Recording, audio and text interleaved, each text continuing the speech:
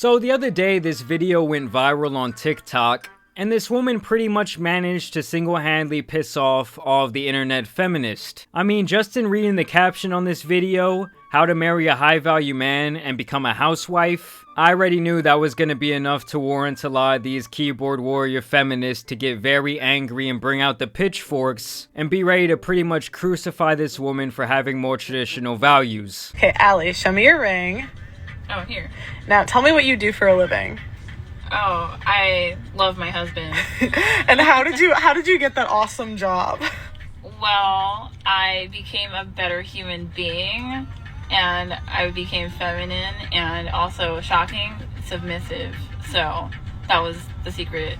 So I knew right when she started throwing around phrases like, I became more feminine and I became more submissive to my husband, that people were gonna have a problem with this video. Because those type of messages kind of go directly against what's being preached in the mainstream to young women for quite some time. I would say for the last couple of decades, they've really been teaching young girls that they need to learn to be strong and independent, and that they should pretty much not have to rely on a man for absolutely anything. You know, what this woman is doing is pretty much taking a page out of Kevin Samuels' playbook. You know, I would think this is what Kevin would have described as the perfect woman for a quote-unquote high-value man. What are your tips to women that want to be a housewife?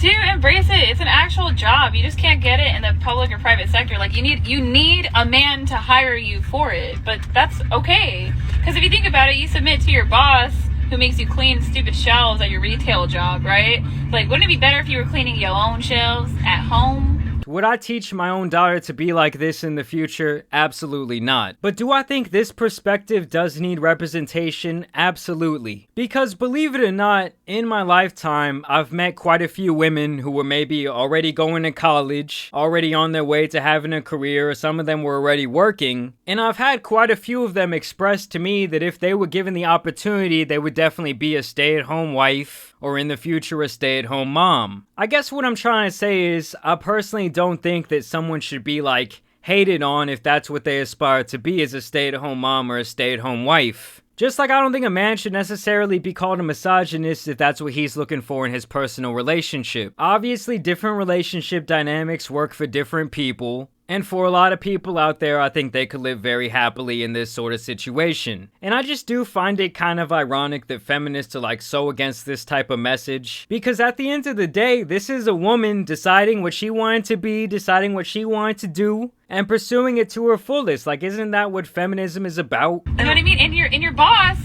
wants to sleep with you in a good way. In a good way. And where do you meet these men? Well, I think women should work for the men that they want to pursue. I know that sounds crazy, but it's really easy. So if you think about it, like, you want a lawyer, right? So then you should be a paralegal, or if you want a dentist, then you should be a dental hygienist. But these are considered, I guess, high value status professions. But I think that's a really good model that not enough women utilize, because women will bully the woman who is the secretary that marries the doctor, okay? But who has the last laugh?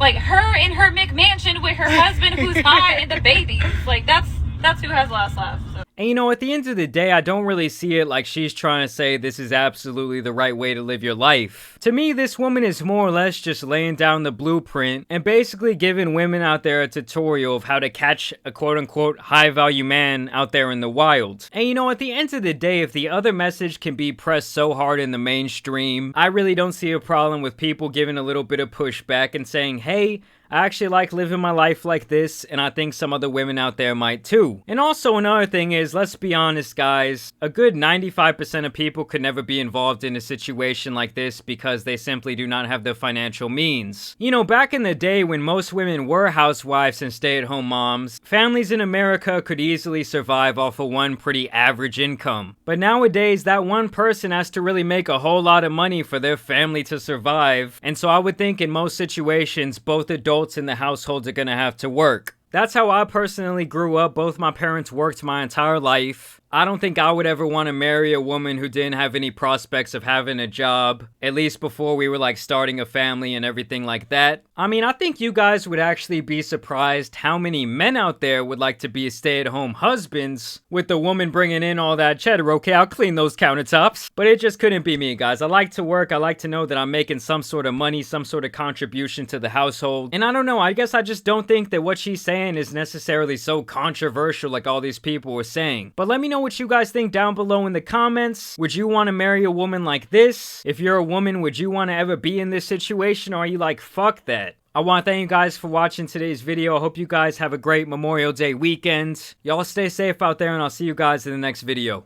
Peace!